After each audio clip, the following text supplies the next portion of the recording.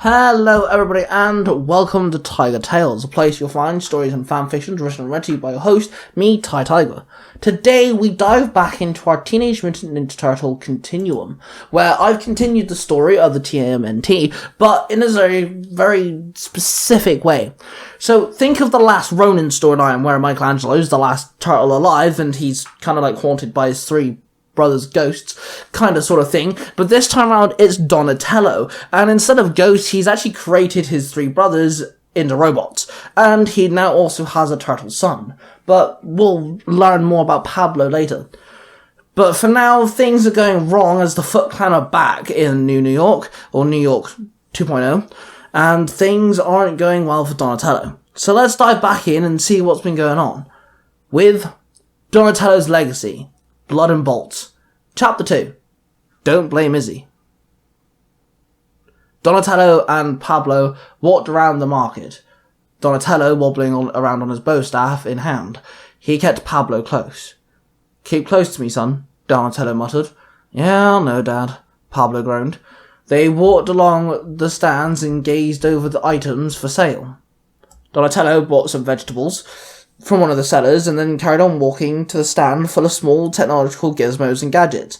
Donatello walked up to the store and saw the seller, an old man with a robotic leg. "Hey, Donnie, what's up?" the old man grunted. His name was Tom.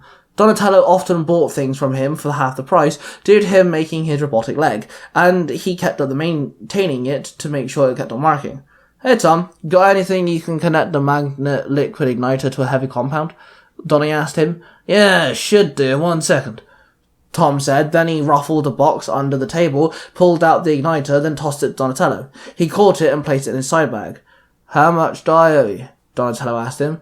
"How about this? You sort out the squeaking joint before I throw out my wife because she keeps nagging me, and then we'll call it even, mate," Tom told him, lifting his robotic leg on the table, bending it, and releasing a horrible high-pitched squeak.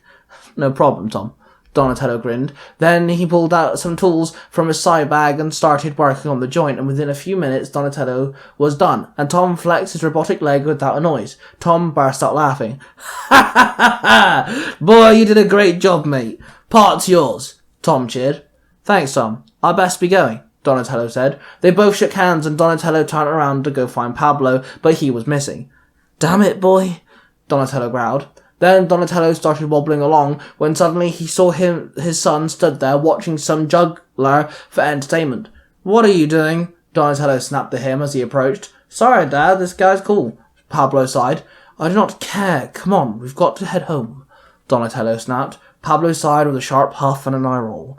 The two turtles started walking away from the market as they approached the high street, but suddenly two vans came halting to a stop, and one side door opened on the right side van, and Izzy was thrown out of it and he crashed on the floor. Izzy stumbled to his feet and then clicked on that Donatello and Pablo were stood there. "Donnie, hey, hi man, I need a favor," Izzy huffed. "Get yourself in trouble, Iz?"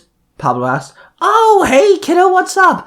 I might have had a run with the Talon clan," Izzy chuckled nervously. Then suddenly several henchmen climbed out of both vans. Some of them had knives. They all ganged up on Izzy, Donatello, and Pablo.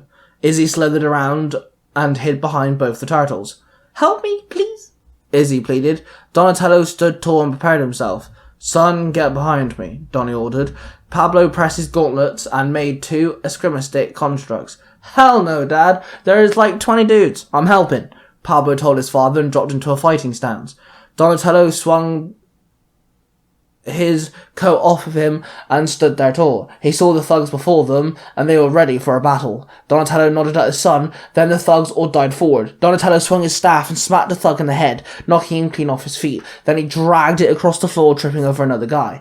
Then he held up his staff and blocked an incoming knife attack. A quick, swift movement from his staff, which put it into horizontal to vertical, it disarmed the thug. Then Donatello spun around and rammed the end of the staff into the thug, knocking the wind out of him. Then he moved on to the next one. He struck the thug with a bow staff, then again, then swung up and smacked the guy in the chin, knocking him into the air. Then he lifted himself up using the staff and kicked the thug in the stomach, sending him flying back.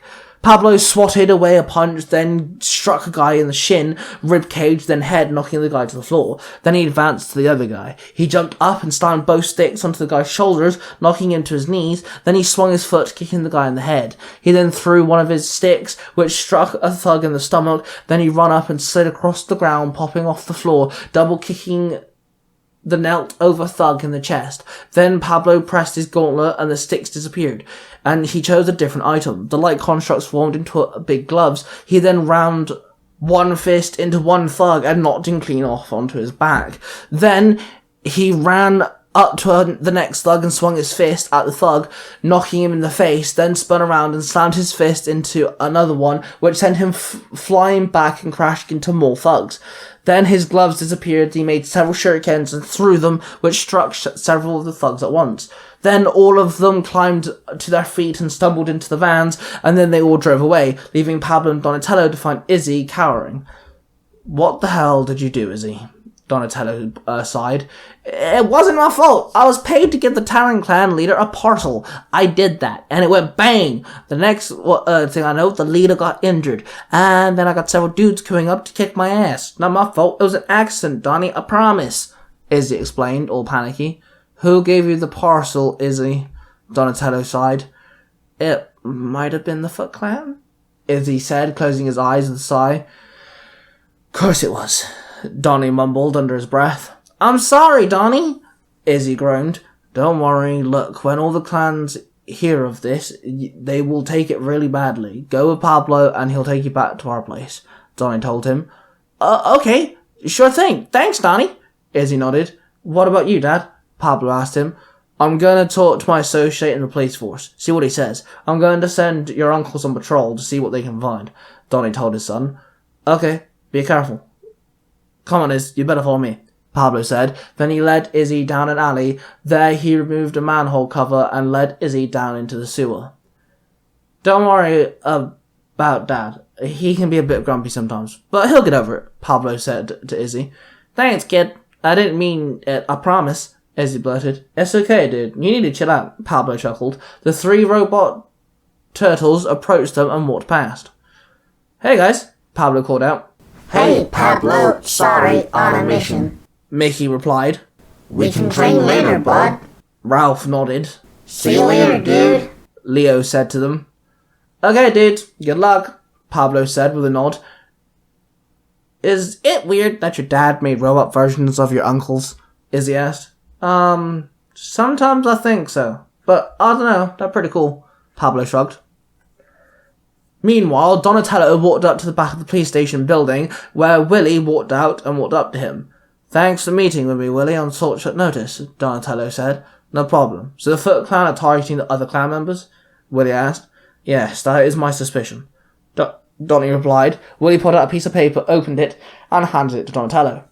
"What is this?" Donnie asked as he looked at the paper. It had several timestamps on it, and only one of them had passed. "We got a large donation to the police station, but had a quid pro quo. We don't every call we get in these time frames," Willie told them. "I just took out a handful of Talon clan members, and that was 10 minutes after the first one," Donnie said, pointing at it. "I think we know who donated it to us," Willie noted. "I'll have my brother stake out the other locations at the time frames," Donnie told him. Then he started walking away.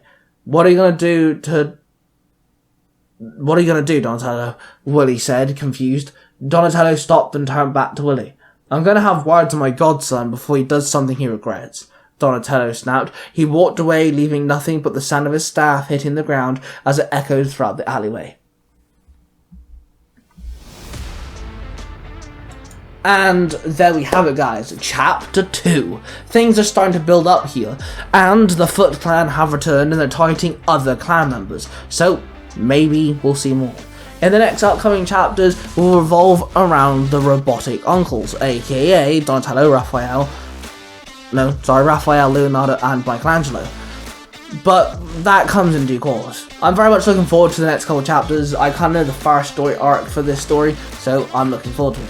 That being said, make sure you check out the 3 Ranger Bros. That's myself, Mark the Red Cross Ranger, and his podcast Nursery Comics, and check out Cosplay Dude 637 with Parent Universe 19, Storytime with Cosplay Dude 637, Sailor Moon E, and The Order, which are 4 places that you can find anywhere with podcasts. And then Nostalgia Time and the One Piece audio drama are on YouTube, so make sure you check out all of them, because that's where Willie uploads his stories and fanfictions, and they're all really good. And I also upload on quite a few of them, so you might want to go check them out. Of course, check out The Author's Crown, a YouTube channel with more fanfictions, and it's led by A Crown, and A Crown is a massive help to my stories. Then, of course, check out the Zero to Hero podcast, and If You Give a Dad a podcast, both supporters of my stuff and in association with. With that being said, subscribe to the Tiger Tales Lost Stories channel. You'll find more stories like this, but in the first person perspective. Then, of course, check out Tai Tiger's Game Over. That channel is got more stories for you, but all around games. And check out Tai Tiger's newest Tiger Tales, which is Tiger Tales: The Mysterious Origins, which is where everything began. My story writing, but also where my stories itself began as well. So you might want to go check it out, because it's all original content. That being said, subscribe to this channel if you haven't already. And of course, I shall see you guys real soon.